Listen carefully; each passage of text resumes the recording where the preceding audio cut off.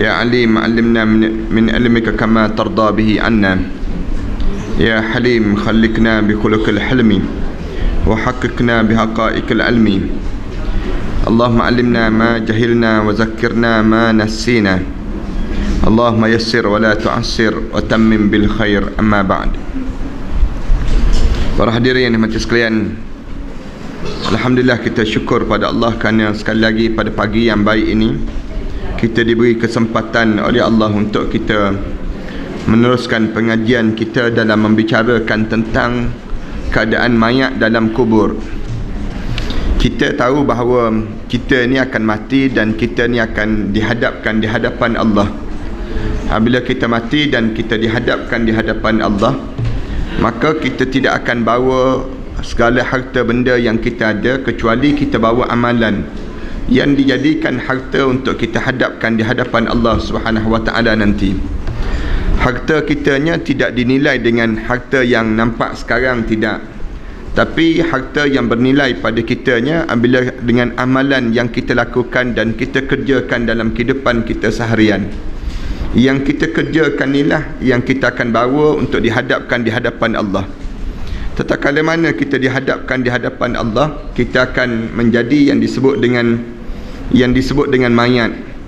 Apabila kita jadi mayat, di waktu ini jasad kita sudah tidak bernilai. Kedudukan kita pun, jawatan kita pun sudah tidak ada nilai. Yang kita sedang dinilai ialah amalan-amalan kita untuk dihadapkan di hadapan Allah Subhanahu Wa Taala. Hari ini yang kita masih lagi dalam membicarakan tentang keadaan mayat dalam kubur. Setelah mana kita sebut tentang bagaimana suasana mayat dalam kubur. Mayat dalam kubur kita sebut dah dalam pengajian sebelum daripada ini. Apabila seorang meninggal dunia, ada orang yang berada dalam kubur keadaan dia sedang sembahyang. Kita baca dalam ni orang-orang saleh. Ada dalam kubur, mayat dalam kubur ni dia sedang baca Al-Quran. Yang kita belajar sebelum daripada ni. Ni kita belajar tahun yang sudah lah. Tahun ni, tahun baru ni tak tahulah kita ingat ke tak ingat. Nambah cuti pula 2 minggu. Kadang-kadang terlupa dah kitanya. Kemudian amalan orang yang dalam kubur lagi, apa yang dia buat dalam kubur. Dia berselawat dan yang ni kita belajar, dan dia berzikir dan sebagainya. Yang ni yang kita belajar pada pengajian yang sudah. Hari ni yang kita sambung lagi dalam yang disebut dengan Al-Haris. Dalam Sahih Muslim disebut, jika salah seorang di antara kalian menguruskan kematian saudaranya, apabila seorang di kalangan kita meninggal dunia, hendaklah dia memberi kain kafan yang baik kepada seorang ini. Ini Rasulullah sallallahu alaihi wasallam sebut, siapa yang meninggal dunia di kalangan saudara kamu ni, kamu carilah kain kafan yang baik. Kain kafan yang baik ini, para ulama mengatakan kafan yang baik di sini adalah kain yang berwarna putih dan bersih. Itu kain kafan yang baik lah. Kain kafan yang baik. Kenapa kena bagi kain kafan yang baik ni? Jawabnya kerana masing-masing akan berbangga dengan pakaian masing-masing apabila masuk dalam kubur nanti. Berbangga tu tidak dinilai dengan amalan lah. Maksudnya tidak ada ganjaran pahala dan sebagainya, tidak. Tapi apabila masuk dalam kubur, mayat ni, roh ni akan berjumpa dengan roh-roh di antara satu sama lain. Sama ada na'udzubillah min zalik, dijumpa dalam sijin ataupun diketemui dalam yang dinamakan dengan illiyin. Dua tempat ni yang kita akan kumpul. Satu tempat dalam illiyin. Illiyin ni maksudnya orang-orang yang di kalangan orang mukmin. Apabila dia mukmin, dia berkumpul satu tempat yang namakan dengan illiyin. Manakala orang yang tidak mukmin dikumpulkan dalam sijin. Na'udzubillah min dzalik. Kemudian waktu mana dikumpulkan ini, keadaan yang dikumpulkan ini, orang yang illiyin dia akan saling bertanya khabar di antara satu sama lain. Orang yang sudah menghadap depan Allah, dia akan tanya khabar bagaimana keadaan anak-anak, bagaimana keadaan keluarga, bagaimana keadaan ini yang menyebabkan masing-masing di waktu ini di antara bendanya yang mereka akan sibuk bertanyanya, bagaimana pakaian kamu, pakaian waktu mana dihadapkan di hadapan Allah. Kain kafan tu pun mainkan peranan. Kain kafan ni maksudnya masuk dalam keadaan kain yang warna putih, kain keadaan yang bersih, bukan mesti mahal, tak. Bukan mesti mewah tak, tapi kain yang bersih. Kenapa bersih? Jawabnya kerana dia akan berbangga. Tengok aku datang dalam keadaan bersih, kemudian pakaian pula bersih, kemudian dalam keadaan suci, melambangkan jauh daripada dosa. Itu cara demikian. Tetapi tidak harus mahal, kerana bermewah-mewahan ditegah dalam syarak. Bermewah-mewahan itu tidak dibolehkan. Kain kapan yang hendak dibalut pada tubuh badan seorang ini jangan sampai mewah-mewah, jangan. Kain kapan yang diperbuat daripada sutera dan sebagainya, jangan. Sebagaimana yang disebut dalam hadis Rasulullah sallallahu alaihi wasallam. Ni orang yang dalam kubur tu, dia akan berbanggalah. Dia kata, tengok kain kapan saya cantik. Orang waktu mana saya menghadap tadi, orang kebumikan saya dalam keadaan kain kapan yang bersih pada diri saya. Ibnu Abi Syaibah menuturkan bahawa Ibnu Sirin sangat menyukai kain kapan yang baik. Dikatakan bahawa orang-orang yang sudah meninggal itu akan saling melakukan kunjungan dengan mengenakan kain kafan masing-masing ini sendiri. Kafan masing-masing yang mereka kapan ini, mereka akan pakai pakaian ini untuk ziarah di antara satu sama lain. Ana biasa sebut pada perhadian sekian, kalaulah kita nak kain kapan kita ni baik, maka kita cari sebelum daripada kita meninggal dunia. Sebelum daripada kita meninggal dunia ni, kita siap awal-awal lagi. Ana biasa sebut banyak kali dah dalam kuliah kat sini ni, ana sebut kain kapan yang kita pakai ni, kita siap awal-awal. Sebelum, jangan sampai peringkat orang lain bersusah payah nak cari kain kapan untuk diri kita, jangan. Sekarang ni, kita ni ada masa anak-anak dah pergi sekolah ni, kita pun dalam keadaan sebegini cari kain kapan, baring di atas kain kapan tu. Tengok setakat mana panjang dan bagaimana lurusnya kita ni. Cuba kita duduk atas kain kapan, siapkan semua. Dah kita siap awal-awal, maknanya kita buat persiapan. Imam Ghazali rahimahullah, kalau kita baca dalam hadis, dalam apa dia, asar dicerita, Imam Ghazali sendiri pun tak tahu kala mana Imam Ghazali dia lepas pada balik semayang subuh, dia akan cium kain kapan dia. Setiap pagi balik je semayang subuh, dia cium kain kapan dia. Dia sebut, bilalah aku nak pakai kain ni, orang lain semua dah pakai kain yang sudah dipakai ini. Maknanya dia dah buat persiapan untuk nak dihadapkan di hadapan Allah Subhanahu Wa Taala. Kadang-kadang orang kita ni, dia meninggal dunia baru kelam kabut nak cari kain kapan, nak cari kat mana, kemudian dia tak buat persiapan pun untuk kematian. Dalam rumah kita dah siap dah mana bahagian untuk nak dimandikan mayat. Kalau ada ruang teater, home theater, kalau ada dalam rumah ruang untuk makan, ruang untuk apa dia, ruang untuk menyambut tetamu, kena ada ruang untuk mandi mayat dipanggil. Ruang untuk mandi mayat, ruang untuk solat, ruang untuk dilunjurkan badan kita ni kat mana, dibaringkan badan kita ni di ruang mana. Waktu mana meninggal dunia, bagi tahu pada anak-anak kita, ni ruang ni mayat kena ada, mayat kita duduk kat sini. Kalau orang nak semayang, menghadap ke mana, kita dah tunjuk semua dah pada anak-anak kita. Siap, dipanggil demikian. Anak-anak yang degil-degil tu tempah terus batu nisan, senang kita ni. Yang degil-degil tu tempah siap semua, sandar tepi dinding kat rumah kita ni. Nama dah ada, cuma tarikh je biarkan dulu. Nama tu tulis seorang-seorang nama anak kita. Biar dia nampak degil-degil nakal-nakal tu, dia memandang batu nisan dia. Tu gambaran bagaimana persiapan untuk saat kematian dipanggil. Bunyinya nakal, tapi sebenarnya dia membawa iktibar yang besar. Bunyinya nampak macam lucu dia, tak pernah dibuat orang. Anda tengok kesian kadang-kadang orang yang tempah batu nisan tu diam je. Kadang-kadang tempat yang tempahan batu nisan tu kan tak semeriah kedai-kedai makan. Kedai makan nampak meriah je, sedangkan kedai batu nisan tu nampak berhantu je nampak ni. Kita kerana apa dia? Kerana orang kita nak lalu pun pejam mata. Cuba kadang-kadang kita ajak anak-anak kita, jom pergi tempah batu nisan, kita sebut. Biar dia terkejut sekejap. Kenapa? Dia sebut.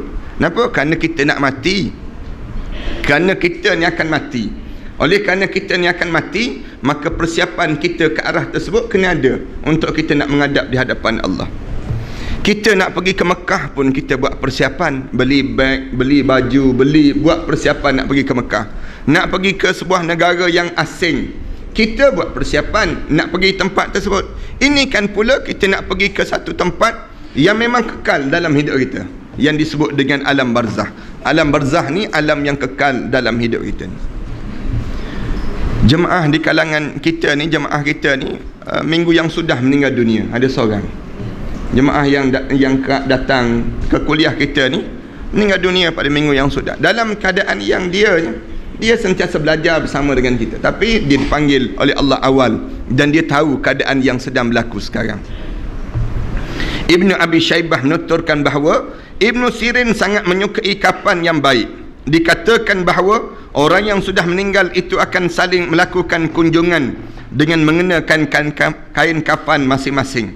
Sementara Abu Hurairah radhiyallahu anhu, dia berkata bahawa Rasulullah sallallahu alaihi wasallam pernah bersabda, berikanlah pada mayat-mayat kalian kain kafan yang baik.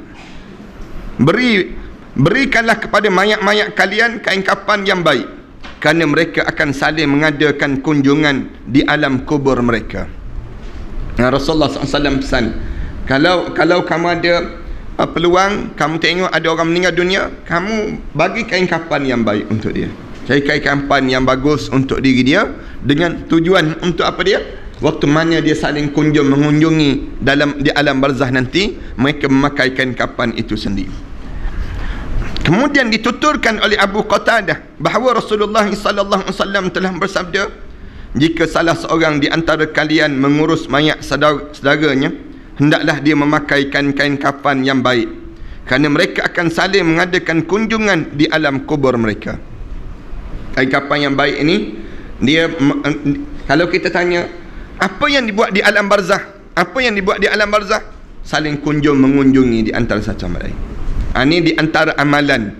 Kalau orang tanya keadaan mayat dalam kubur apa dia, di antaranya yang kita belajarnya, orang baca Quran, ada orang yang salat, ada orang yang ziarah, ada orang yang zikir. Di alam barzah ni bagi orang yang beriman pada Allah Subhanahu Wa Taala. Saling mengunjungi ni kerana di atas dunia dahulu dia saling menziarahi. Amalan ini diteruskan waktu mana dia sudah berada di alam barzah pun dia masih lagi mengunjungi di antara satu sama lain. Dalam hal ini Allah Subhanahu Wa Taala telah berfirman mengenai para syuhada, wala tahsabanna alladhina qutilu fi sabilillahi amwat bal ahya'un inda rabbihim yurzaqun. Jangan kamu sangka bahawa orang yang gugur di jalan Allah itu mati. Jangan kamu ingat orang yang gugur syahid di jalan Allah itu mati. Mati dia tu mati terus. Jangan. Bal ahya'un inda rabbihim. Bahkan orang yang di alam barzah ini, dia hidup di sisi Allah, inda rabbihim yurzaqun. Di sisi Allah mereka sedang mendapat rezeki yang Allah sedang kurniakan pada mereka. Maknanya dalam keadaan yang mereka meninggal dunia, orang mati di jalan Allah ni, dia hidup tak hidup? Hidup. Yalah, cuma hidup berbeza daripada alam dengan alam dunia. Sebagaimana kita hidup di alam rahim, alam kandungan ibu. Alam kandungan ibu, kita hidup. Bukan tak hidup, hidup. Hidup dalam air, dalam kandungan ibu. Pecah air tu, maka matilah kita. Hidup di atas dunia, hidup. Tapi kita tak menggunakan air, kita menggunakan oksigen. Berada di alam barzah, hidup. Hidup dengan apa dia? Hidup bukan dengan air, bukan dengan oksigen. Hidup dengan zikir, hidup dengan amalan. Amalan yang menghidupkan kita di alam barzah. Apa dia amalan yang menghidupkan kita? Zikir, baca Quran. Ni semua ni menghidupkan kita di alam barzah. Dia hidup. Orang yang saling menziarahi, dia hidup. Dia dalam ni nyawa dia. Nyawa berada di alam barzah. Cuba yang ni tak ada, yang ni terhapus, tak ada, amalan ni hancur, tak ada dah pada diri dia. Macam mana dia nak hidup di alam barzah? Dia sedang diazab. Diazab dengan apa dia? Diazab kerana kekufuran ataupun dosa yang dilakukan. Tentu dia tak hidup. Maksud dia tak hidup tu, dia tidak hidup sebagaimana orang lain mempunyai ruang dan peluang untuk masing-masing saling menziarahi, membaca Quran dan sebagainya. Kerana amalan yang tiada. Ni di antara orang yang hidup lagi. Siapa orang yang hidup di alam barzah? Orang mati syahid di jalan Allah. Mati syahid kerana perjuangan dia di atas jalan Allah ni, dia mati, hancur lebur tu badan dia. Masuk dalam kubur di alam barzah, hidup. Dia masih lagi dalam hidup, diberi makan dan makan di sisi Allah Subhanahu Wa Taala orang ni. Para syuhada ini seperti yang kita ketahui berlumuran darah. Orang yang mati syahid, dia berlumuran darah. Di alam gaib mereka hidup seperti yang telah diberitahu oleh Allah Subhanahu Wa Taala kepada kita semua. Seandainya kehidupan mereka itu dapat kita lihat, nescaya iman kita kepada hal yang gaib akan semakin kuat. Katanya tuan kitab kita ni Imam Qurtubi, Imam As-Suyuti rahimahullah, dia sebut, dia kata, kalaulah kita boleh tengok orang dalam kubur, orang mati syahid tu, bagaimana keadaan perjalanan hidup dia, Allah bertambah lagi lah iman kita pada Allah Subhanahu Wa Taala. Kerana apa dia? Kerana orang yang mati syahid ni tak sama dengan kehidupan orang yang orang-orang lain tak. Dia mati, tak perlu disemahyangkan dia, tak perlu dikapankan mayat dia. Orang mati syahid dengan darah-darah dia tu dihadapkan di hadapan Allah. Kelebihan pada diri dia, darah dia tu berbawang. Orang yang gugur syahid ni, kelebihan dia apa dia? Di padang mahsyar, dia satu kumpulan orang mati syahid berada pada satu tempat. Orang yang mati syahid, kelebihan pada dia di akhirat apa dia? Dia menerima suratan amalan sebelah tangan kanan. Sampai di akhirat, orang ni orang dipanggil VVIP di padang mahsyar Allah. Sampai di padang mahsyar, berjalan khusus masuk dalam satu ruang, kemudian terus masuk dalam syurga Allah melalui titian sirat dengan laju dan masuk dalam syurga Allah Subhanahu Wa Taala. Yang lebih hebat lagi, dia boleh tarik 70 orang di kalangan ahli keluarga dia yang confirm masuk neraka, tarik masuk dalam syurga Allah Subhanahu Wa Taala. Ini kelebihan orang mati syahid di jalan Allah Subhanahu Wa Taala. Seronok kan orang mati syahid. Anda tengok gambar orang yang dalam YouTube tu, para hadirin sekalian, tengok bagaimana seorang hamba Allah yang gugur syahid di Palestin, tersenyum indah dia. Senyum dia nampak gigi macam hidup, seolah-olah hidup pada diri dia. Ini gambaran orang mati syahid. Syekh Ahmad Yasin yang dibunuh oleh Israel dengan roket yang seberat 250 kg. Bunuh orang tua yang tak boleh berjalan ini, dia bunuh dia. Lain semua hancur lebuh, muka ni nampak lagi. Dalam keadaan macam ni boleh tersenyum dia. Yang lain hancurlah dengan roket seberat 250 kg ini yang mensyahidkan dia. Tapi kemuliaan dalam hidup dia. Ini kelebihan orang mati syahid. Siapa yang ada peluang untuk mati syahid, berlumbalah. Kerana asy-syahidu amanina. Syahid itu menjadi cita-cita dalam hidup kita. Atau dia panggil demikian. Kalau tak dapat syahid dunia dan akhirat, dapatkanlah syahid akhirat. Syahid akhirat apa dia? Orang perempuan yang mati melahirkan anak. Melahirkan anak, mati syahid akhirat. Kemudian orang yang jatuh pokok, dia jatuh pokok mencari rezeki. Maksudnya mencari rezeki untuk dapatkan rezeki untuk anak isteri dia ni. Dalam usaha dia mencari rezeki, tiba-tiba dia jatuh pokok. Mati dia anggap mati syahid akhirat. Mati syahid akhirat. Tapi jangan sengaja panjat pokok terjun pula. Yang tu mati katak, dia panggil demikian. Mati yang disebut dengan mati syahid akhirat ni, dia cari rezeki, tiba-tiba jatuh. Mati lemas orang mati syahid akhirat. Dalam usaha dia mencari rezeki, nelayan misal contoh, dapatkan ikan, tiba-tiba dia jatuh dalam laut, kemudian dia mati. Dianggap mati syahid akhirat. Ada 2-3 jenis lagi. Mati sakit ta'un. Rasulullah SAW sebut, kena penyakit perut, penyakit yang terlibat dengan masalah perut, tiba-tiba dia mati, dia anggap mati syahid akhirat. Kemudian orang yang anda nampak sama dengan penyakit ta'un ni, penyakit kanser. Penyakit kanser, orang menahan penyakit kanser, tiba-tiba dia kena juga, dia dianggap mati syahid akhirat. Ini kelebihan pada seorang tersebut. Ini maknanya peluang pada diri kita yang Allah bagi. Tak dapat kelebihan untuk mati syahid dunia akhirat, kita dapat syahid akhirat saja. Yang dunia tak dapat, tapi akhirat yang kita dapat.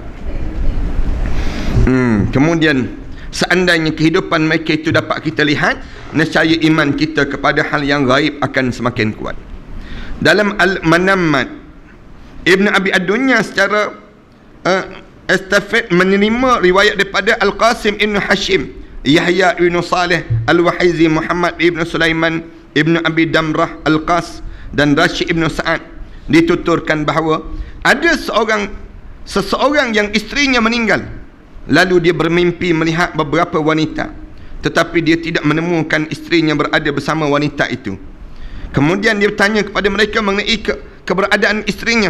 Mereka menjawab, engkau tidak memberikan kain kafan yang baik padanya, sehingga dia malu untuk keluar bersama dengan kami. Maknanya suami pun suami kedekut dia panggil. Meninggal dunia tu pun masih lagi yang di saat mana terakhir pada diri sepatutnya dia buat persembahan yang terbaik, nak hantar yang terbaiknya. Bila meninggal dunia ni, yang terbaik maknanya isteri, anak-anak, tolong mandikan mayat, tolong kapankan mayat kalau suami. Kemudian kalau isteri meninggal dunia, suami dan juga anak-anak pakak-pakak lah mandikan mayat. Inilah yang terakhir dalam hidup kita, buat untuk isteri kita dan untuk suami kita dan anak-anak. Demikian juga ana ulang banyak kali kan, untung kalau waktu mana kita meninggal dunia ni, anak-anak kita yang meribakan mayat kita, masing-masing riba mayat. Lepas pada riba mayat, kemudian mandikan mayat, sambil mandi itu baca doa pada anak ni, tolong baca doa, ya Allah ampunkanlah dosa ayah kami ni, ya Allah dosa-dosa dia ni, ya Allah gugurkan sebanyak mana air yang merenjis tubuh badan dia ni, ya Allah gugurkanlah dosa-dosa sebanyak air yang merenjis ini, ya Allah. Biar anak-anak yang lain tolong sebut amin, amin, amin, amin. Untung kita di waktu mana siap je mandi mayat kita ni, anak-anak kita ambil kain tuala, lap tu badan kita. Sambil lap tu disebut apa dia? Ya Allah ampunkanlah dosa ayah kami ini, ya Allah waktu mana kami kecil-kecil dahulu, ya Allah ayah kami mandikan kami di saat pagi hari, ya Allah di waktu mana sunyinya pagi, ya Allah dia peluk tu badan kami dengan kain tuala ini, ya Allah. Kemudian hari ini kami tolong lapkan tu badan dia, ya Allah keringkanlah dosa-dosa dia dengan keringnya jasad dia ni, ya Allah. Baca doa, biar anak kita baca doa. Dan waktu mana meninggal dunia, ambil tu badan kita, letak atas kain kapan tu, anak pula baca doa. Ya Allah waktu mana kami kecil-kecil dahulu, ya Allah ayah kami, ibu kami memakaikan pakaian yang cantik-cantik untuk kami ke sekolah, ya Allah pakaian dipeluk dan diciumnya kami, ya Allah. Hari ini kami memakaikan pakaian untuk ayah kami dan ibu kami pula, ya Allah. Inilah pakaian yang terindah untuk dia, ya Allah. Ni maknanya di waktu ini ni anak isteri kita dah buat dah persiapan nak sembahyang mayat, anak juga yang menjadi imam, anak juga yang menyembahyangkan mayat. Kalau isteri meninggal dunia, suami pula sembahyang mayat untuk isteri dia, jadi imam pula untuk isteri. Takkah berbangga seorang isteri yang meninggal dunia di saat mana suami dia redha dan Allah suka dengan dia? Pintu syurga mana lagi yang tertutup untuk isteri tersebut? Pintu syurga mana yang masih lagi tertutup untuk isteri? Semua pintu syurga terbuka untuk isteri ini. Orang yang meninggal dalam keadaan isteri meninggal dunia, isteri ini meninggal dunia dahulu. Ini gambaran bagaimana bernilai, dia panggil demikian. Kita ni asyik bertanya, siapa nak meninggal dunia dulu? Siapa yang nak meninggal dunia dulu? Siap pesan, kalau saya meninggal dunia dulu, abang jangan kahwin lain, ya, dia sebut. Siap pesan lagi, kalau kita ni kan sehidup semati, dia sebut. Benda-benda demikian tak payah pesan lah. Maknanya yang meninggal dunia, dia menghadap depan Allah, dia bawa amalan dia. Manakala orang yang masih hidup, dia kena masih meneruskan amalan. Dia masih meneruskan amalan pada diri dia. Kalau ditakdirkan seorang isteri, dan ana ulang banyak kali yang ni, suami meninggal dunia dahulu, isteri ni masih ada, kemudian orang masuk meminang isteri dia pula, bekas isteri ni. Maknanya di waktu ini isteri ni dia ada peluang, dia buat pilihan sama ada dia nak kahwin ataupun tak nak kahwin. Dasar pada hadis Rasulullah sebut dalam hadis Rasulullah, suami yang terakhir dianggap suami di akhirat Allah nanti. Dalam hidup dia, kalaulah orang yang datang tu orang lebih soleh daripada suami dia, dia kahwinlah dengan suami. Tapi yang datang tu tak berapa soleh, nampak kaki dam, kaki haji je misalnya contoh. Yang masuk Minang, baik tak payah kahwin lah. Menyesakkan dada je dipanggil. Kemudian, tapi kalaulah yang masuk ni orang yang lebih soleh, yang alim lagi, kahwin. Kerana ni peluang untuk menjadikan diri kita yang terbaik di akhirat Allah nanti. Itu cara demikian. Manakala suami pula, isteri tak payah pesan. Tak payah pesan, saya meninggal dunia, abang jangan kahwin lain, ya. Jangan, tak payah. Kenapa? Suami sedang menyambung lagi amalan. Dia kena buat amalan lagi. Di antara orang yang hidup seorang dengan orang yang hidup berkeluarga, pahala tentu berbeza. Biarkan dia buat amalan sebanyak mungkin yang amalan yang dia ada tersebut. Ni marah ni setengah-setengah orang tak menghargai.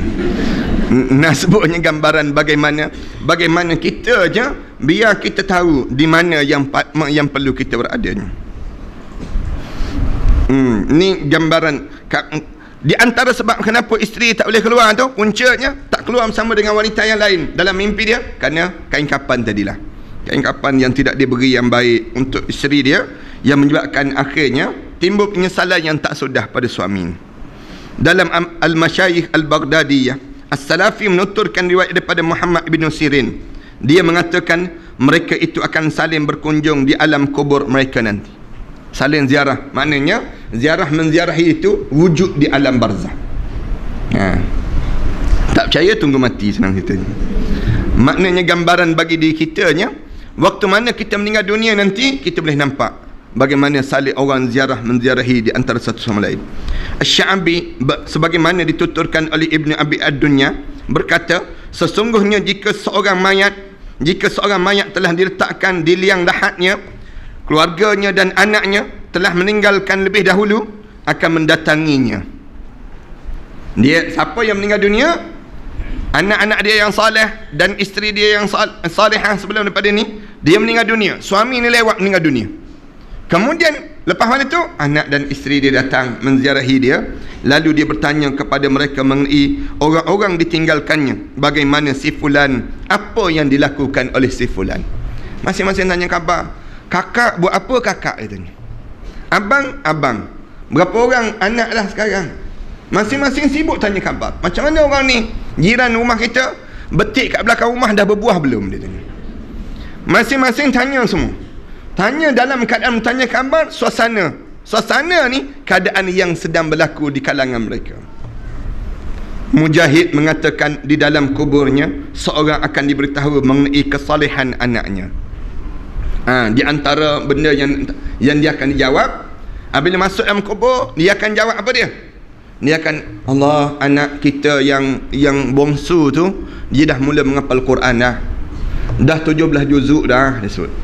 Allah tenangnya kerana kesalehan yang ada. Ini katakanlah seorang suami meninggal dunia dahulu, isteri tak meninggal dunia lagi. Lepas pada tu selang 2, 3, 4 tahun lepas pada tu, isteri pula meninggal dunia. Suami datang ziarah isteri dia, datang ziarah, tanya macam mana anak-anak, macam mana keadaan anak-anak ni.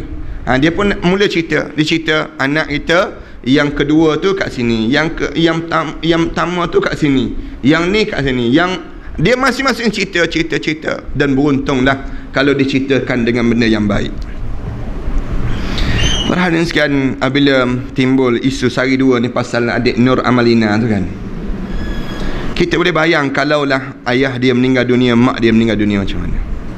Mak pula mempertahankan anak dia. Kenapa? Daripada orang yang salihah, budak yang Allah bagi kelebihan kecerdikan, tiba-tiba pergi buka aurat. Anak pergi ke London baru ni pun berjumpa dengan adik Siti Fatimah. Siti Fatimah ni memang budak yang Allah bagi pada dia kelebihan cerdik juga. Sama cerdik je, dua tiga orang tu, Madihah, kemudian seorang lagi nama apa dia, Nur Amalina dan Siti Fatimah. 3 orang ni di antara orang yang Allah bagi kelebihan di Malaysia kita. Tiba-tiba kenapa adik Nur Amalina ni boleh terkeluar daripada keadaan yang sepatutnya dia, dengan buka auratnya, kemudian dengan berpeluk dengan jantan Mak Saleh itulah keadaan yang berlaku. Kerana tidak lain kerana kelemahan kekuatan agama dipanggil. Para hadirin sekalian, nak hantar anak ke mana-mana pun hantarlah, tapi kena ada agama dahulu. Ialah pergi negara barat ni, pergi Eropah ni, dia kena culture shock dipanggil. Terkejut masing-masing kerana pendedahan tu terdedah sangat. Orang yang tidak ada agama rosak terus. Anda pergi baru-baru ni, ada seorang hamba Allah, seorang isteri mengadu yang suami dia nak ceraikan dia. Anda tanya kenapa nak ceraikan? Nak ceraikan dia. Jawabnya suami dia sedang bercinta dengan jantan lain.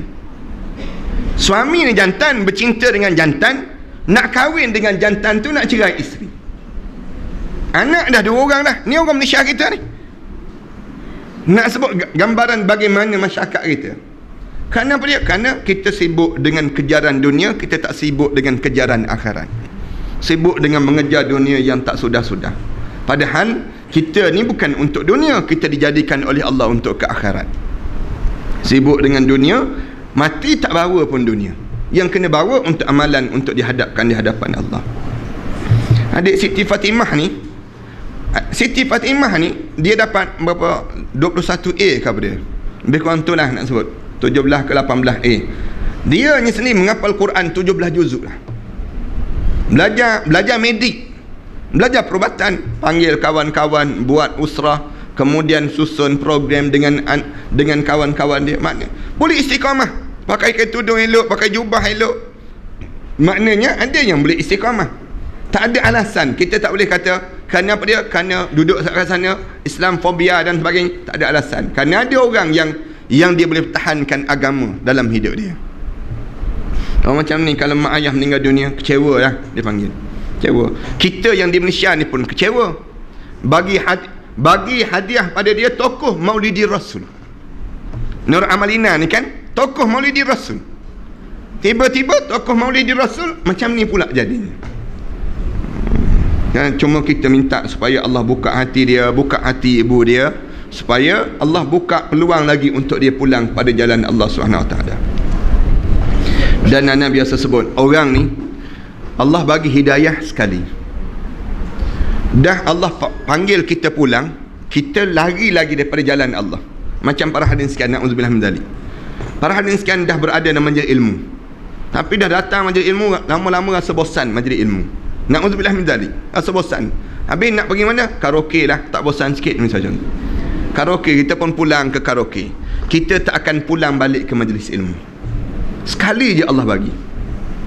Jarang Allah nak bagi 2 kali dalam hidup. Orang ni kalau Allah dah buka jalan, kita ni kalau Allah dah bagi agama dalam hidup kita, jangan buang agama, jangan. Siapa yang dia buang agama dalam hidup dia, dah bagi agama, dia buang agama, dia tak akan jumpa lagi agama pada diri dia. Jarang sangat orang akan jumpa balik agama. Ini cara-cara yang demikian. Dia akan lawan sampai peringkat dia tak akan berpaling lagi untuk dia nak pulang pada Allah. Na'udzubillah min dzalik. Sebab tu doa kita, ya muqallibal qulub, sabbit qalbi ala dinika wa ala ta'atika subhanaka inni kuntu minaz zalimin. Doa ni kita doa sangat. Ya muqallibal qulub, wahai Tuhan yang balik-balikkan hati manusia, sabbit qalbi ala dinik, tolong tetapkanlah hati aku ni di atas agama kamu ya Allah. Yalah, kadang-kadang ada orang yang para hadirin sekalian tengok kan, ada pelakon-pelakon, penyanyi-penyanyi ni, dia rasa bosan menyanyi, dia pun kembali pada ajaran agama. Dia tutup aurat dan sebagainya. Dia tutup aurat ni, lama-lama dia rasa bosan dengan tutup aurat. Dia mula sangkut, dia mula letak atas kepala, mula-mula tu lama-lama jatuh, lama-lama hilang. Dia akan jadi hilang pada diri dia. Allah ni dia bagi peluang, bagi peluang. Tapi tiba-tiba kamu buang juga, kamu tak akan berjalan untuk kamu kembali balik. Yang tak, jaranglah Allah nak bagi pulang balik dalam hidup kita ni. Apabila Allah dah buka hati, syukur pada Allah. Alhamdulillah, Allah sayang lagi pada kita. Kalau Allah lepaskan ikatan kasih sayang Allah pada kita, tak ada apa-apa dah dalam hidup kita. Kasih sayang Allah dah hilang, dipanggil. Anak-anak kita pun sama juga. Syukur pada Allah, tengok anak kita boleh baca Quran. Boleh baca Quran, alhamdulillah. Anak kita mula baca bismillah. Yang telo-telo baca bismillah, kena syukur. Alhamdulillah, anak kita dah boleh dah baca bismillah. Anak kita dah boleh dah baca doa-doa, boleh angkat tangan pun syukur. Nak sebut gambaran bagaimana dalam hidup kita ni kalau dapat anak yang saleh dan juga salihah. Tapi kita kena rasa duka cita kalau mana tengok anak kita buat maksiat. Anak kita ni lihat nak semayang, menangislah depan dia. Menangis depan dia. Mama ni, mama abah ni bukan kata tak nak bagi, tak nak seronok sangat dengan kamu. Bukan nak suruh, tak bagi peluang untuk kamu nak berehatlah. Tapi waktu solatlah. Biarlah kita menangis sekarang. Jangan kita menangis waktu mana kita mengkubur nanti. Menangis sekarang depan dia lebih bernilai. Ada juga pahala dengan tangisan kita. Kita menangis, ya Allah, kenapalah payah anak aku ni, ya Allah, payah sangat nak tutup aurat. Kenapalah ya Allah, tengok anak menantu kita balik tak tutup aurat. Mengalir air mata terus kita. Nak sebut tak tergamak, mengalir mata je lah. Mengalir mata kita pada dia. Kenapa? Kerana bimbang kalau kita mati nanti dengan dosa dia lah yang menyebabkan kita dibakar dalam api neraka Allah Subhanahu Wa Taala nanti. Mengenai firman Allah Subhanahu Wa Taala berfirman, mereka bergembira hati terhadap orang-orang yang masih tinggal di belakang mereka, yang masih hidup, yang belum menyusul mereka ini sendiri. Bila cerita anak-anak yang saleh, sebut saja anak-anak saleh ni, isteri sebut, anak kita yang kedua tu, alhamdulillah, dia dapat A. Kemudian dia pula menghafal Quran. Dia pula dah begini. Suami pun, hati arwah suami ni suka, Allah sajalah yang tahu bagaimana gembiranya dia berada di alam barzah, kerana belum lagi menyusul anak menantu dia sendiri. Mengenai firman Allah ini, As-Sa'idi mengatakan, orang yang mati syahid diberikan buku yang di dalamnya tertulis orang-orang yang meninggal sebelum dirinya. Kelebihan, lalu dia memberitahu berita gembira kepadanya, sehingga orang itu merasakan gembira kerananya. Orang mati syahid, dia meninggal dunia je, Allah bagi senarai, ni orang mati sebelum daripada kamu. Okey, kemudian kamu jumpa dengan dia, kamu ziarah, kamu bagi tahu orang ni, sehingga kegembiraan pada keluarga dia yang sudah meninggal dunia sebelum daripada ini. Mengenai kemudian Ibnu Abi Ad-Dunya dan Al-Baihaqi menuturkan riwayat daripada Abu Hurairah bahawa kepada orang mukmin akan dikatakan di alam kuburnya, tidurlah seperti tidurnya orang yang bertakwa. Numu kalailil taqwa. Disebut dalam hadis Rasulullah SAW, sebut tidurlah sebagaimana tidurnya orang yang bertakwa pada Allah. Dalam hadis yang lain Rasulullah SAW sebut, numu kalailil arusah, tidurlah bagaikan malam pengantin baru. Dalam hadis Rasulullah SAW yang lain dicerita demikian, bila malam pertama masuk dalam kubur ni, masuk je dalam kubur di malam yang pertama sebut, ditunjuk saat-saat tenggelam matahari tunjuk, kemudian keadaan suasana alam ditunjuk pada orang yang meninggal dunia. Orang yang baru meninggal dunia, dia kata, malaikat, aku tak sembahyang lagi, aku tak sembahyang lagi, asal tak sembahyang lagi. Malaikat jawab apa dia? Tak ada dah sembahyang untuk kamu, tak ada dah puasa untuk kamu, tak ada dah zakat untuk kamu. Numu kalailil taqwa, tidurlah kamu bagaikan orang yang bertakwa tidur bagaimana. Rehatlah kamu, maksudnya demikian. Dalam hadis yang lain Rasulullah SAW sebut, tidurlah bagaikan tidur malam pengantin baru pada diri kamu. Malam pengantin baru tu para hadirin sekalian tahu kot macam mana. Nak sebutnya gambaran bagaimana orang yang sonok di saat pada malam yang pertama. Tu dalam hidup seorang. Daripada Sa'id Ibn Jubair Ibn Asakir meriwayatkan Ibn Abbas radhiyallahu anhu meninggal di Taif. Tatkala mana dia meninggal, aku lalu melawat jenazahnya. Kemudian datang burung yang berwarna putih yang belum pernah terlihat sebelumnya. Kemudian burung itu masuk ke dalam kereta jenazahnya, tetapi tidak diketahui keluarnya. Ketika dikuburkan, di tepi lubang kubur itu terdengar bacaan ayat Al-Quran yang tidak diketahui siapa yang bacanya. Ya ayyatuhan nafsul mutmainnah, irji'i ila rabbik. Wahai jiwa yang tenang, kembalilah kamu kepada Tuhan kamu. Yang ni yang berlaku kepada seorang Ibn Abbas radhiyallahu anhu, yang berlaku pada Ibn Abbas. Dia meninggal dunia di Taif. Taif ni satu tempat yang Rasulullah SAW pergi dengan Zaid bin Harithah. Zaid bin Harithah ni kan dalam peristiwa Rasulullah SAW berdakwah. Bila dakwah pada orang ni tolak, akhirnya Rasulullah pergi ke Taif. Taif ni kalau tempat kita Cameron Highland lah, tempat yang sejuk, kawasan-kawasan yang sejuk sikit, tanah yang subur. Ingat, orang Taif terima Rasulullah.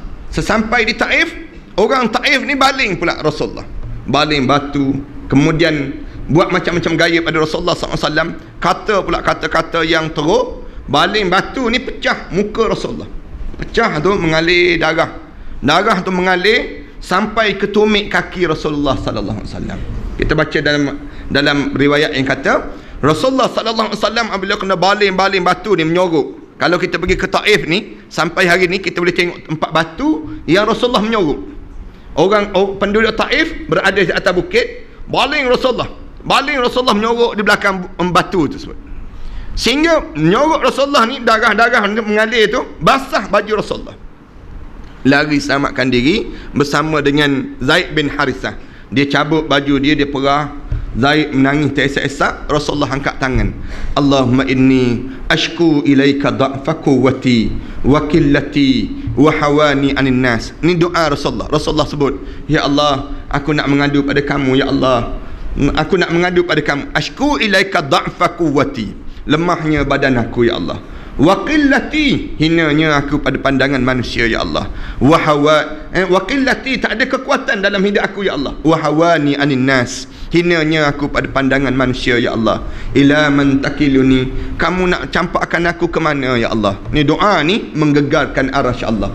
Menangis para malaikat Allah. Bila menangis tu, yang menyebabkan turun malaikat. Ni cerita yang menyebabkan akhirnya nak hancurkan penduduk Taif.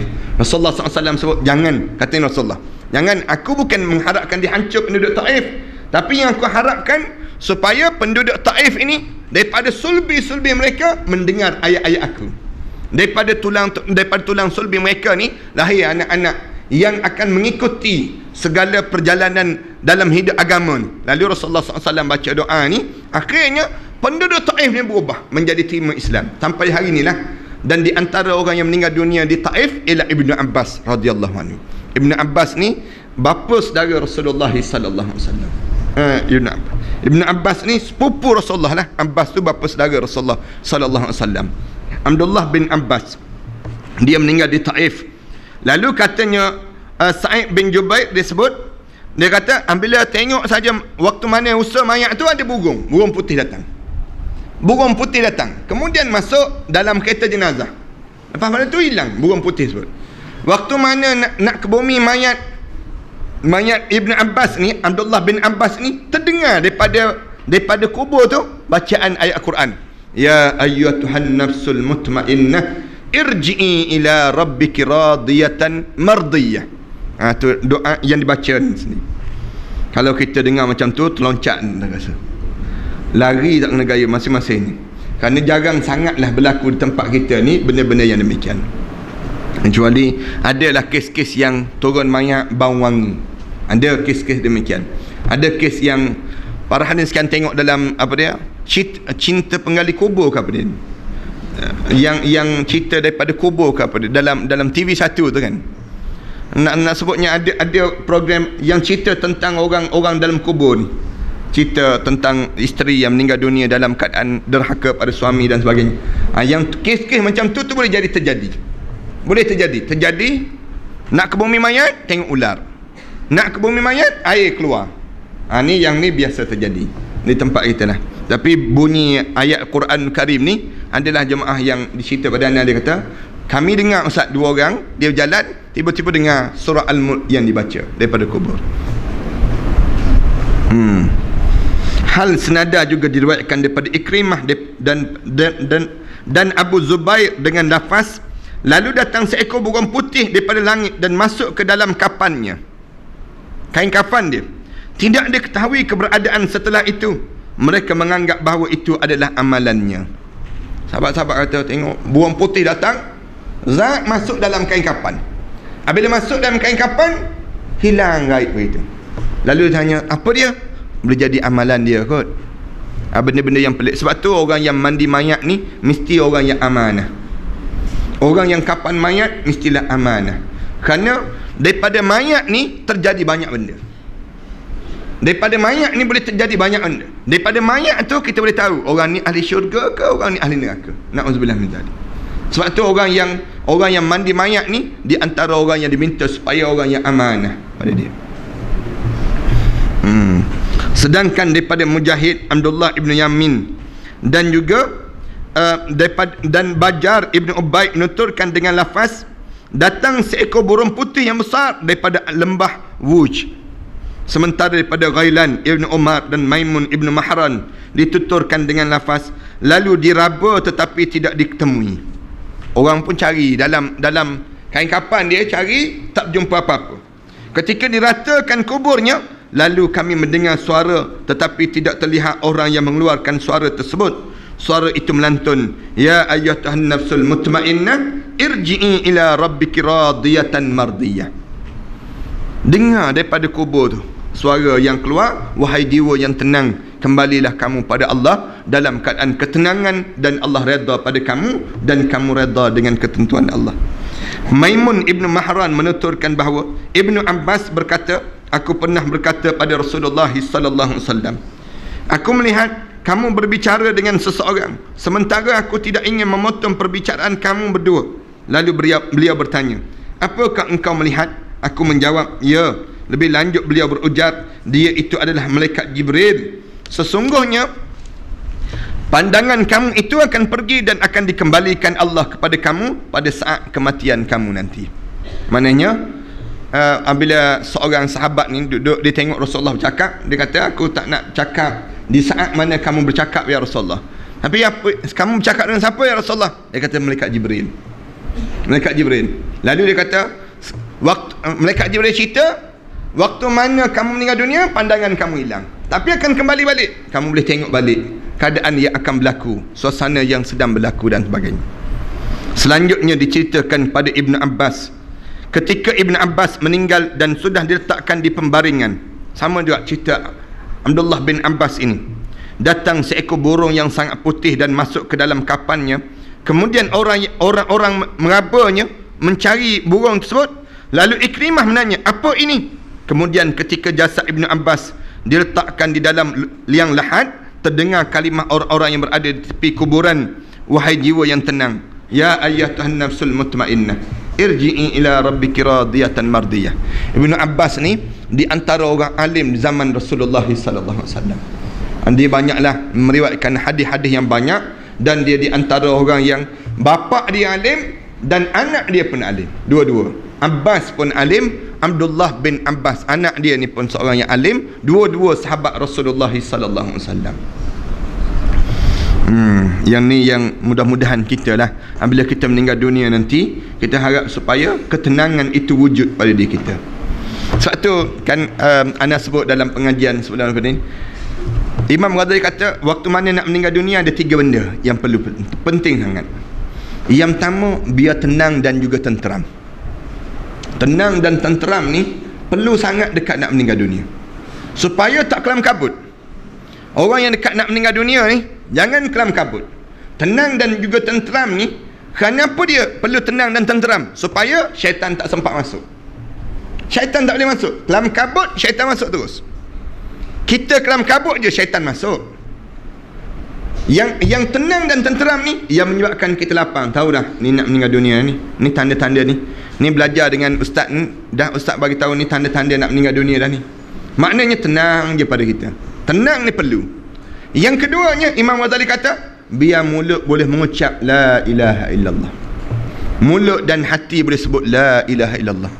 Mulut dan hati kita ni berdasar pada hadis Rasulullah sebut, man qala la ilaha illallah fi akhir umrihi dakhalal jannah. Siapa yang boleh sebut la ilaha illallah di akhir kehidupan dia, jamin masuk dalam syurga Allah SWT. Masuk syurga lah pada diri dia. Ni peluang dipanggil demikian. Dalam hadis cerita, mula-mula malaikat cari la ilaha illallah ada tak pada mulut? Tak ada. Apabila tak ada pada mulut, cari dalam hati. Cari dalam hati. Dalam hati dia ada la ilaha illallah tak? Cari tak ada juga. Apabila tak ada juga, malaikat tepuk dagu dia. Tepuk dagu. Tepuk dagu. Malaikat maut untuk tepuk dagu. Bergerak bibir dia, bergerak lidah dia. Hujung lidah dia tu la ilaha illallah. Apabila la ilaha illallah di hujung ni, Allah ampunkan dosa dia lepas-lepas sebelum daripada ni. Ni kelebihan dia panggil demikian. 2. Yang 3, baik sangka dekat dengan kematian. Berbaik sangka pada Allah. Baik sangka ni besar. Waktu mana dekat nak meninggal dunia ni, jangan buruk sangka dengan Allah, jangan. Orang yang berbaik sangka maknanya orang yang bersedia untuk menghadap depan Allah. Dia buat persiapan. Ni orang yang baik sangka dengan Allah Subhanahu wa ta'ala ini sendiri. InsyaAllah kita sambung akan datang lah. Nampak dah penat dah memikir tu. Jadi kita sambung pada pengajian yang akan datang nanti dalam bab tentang kematian ini. Mudah-mudahan Allah Subhanahu wa ta'ala panjangkan lagi umur kita dan Allah bagi kesempatan untuk kita memahami bagaimana perjalanan kita ke alam barzah nanti, insya-Allah. Wassallallahu ala sayyidina Muhammad wa ala alihi wa sahbihi wasallam walhamdulillahirabbil alamin. Jemaah sekalian, anda nak sampaikan salam daripada pelajar-pelajar yang belajar di Ana pergi sempat ziarah lah 2-3 tempat, dan Ana pergi ke London, kemudian Manchester tu, kemudian bukan pergi ziarah Alex Ferguson tak, kemudian pergi ke Bolton pula, pergi ke Bristol, kemudian Ana pergi 2-3 buah lagi lah negeri-negeri, termasuk pergi ke Paris.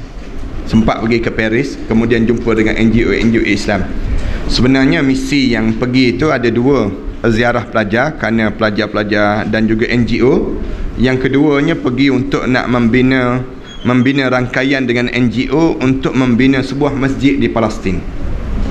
Sebuah masjid di Palestin tu ana tak umum lagi lah di sini ni.